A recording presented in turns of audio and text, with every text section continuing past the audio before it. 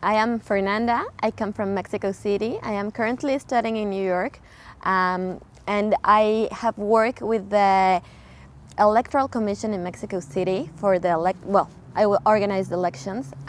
So that was my main motive to come to a corruption camp, because I have seen how people have a distrust in public officials because of corruption. In Mexico, we have lots of corruption.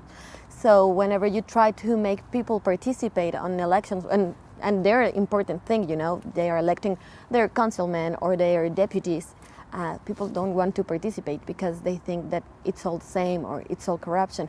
And we're trying to make them think that it's not about this. So I thought that this would be a good opportunity to learn more about international experiences, or how to encourage people to participate in the political debate in their countries.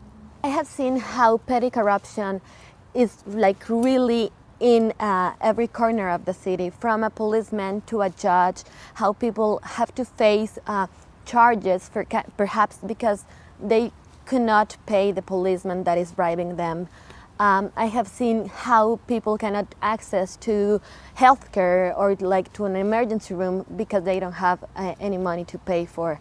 And I also have seen good public servants that are willing to go into transparency and to fight corruption, and I think that motivates me, because not all the people are wrong, and there are people trying to have a better place, a better society, and make a change in Mexico.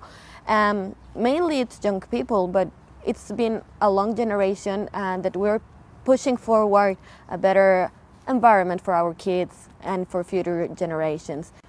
Well, in my future plans, I'd like to go to a public institution in Mexico City at the federal level to try to implement some policy changes in the way we're dealing with corruption, to engage more activism in regard to transparency, and also to prevent impunity, because that's what people fear the most. There is no punishment for the ones that break the law or that engage in corruption.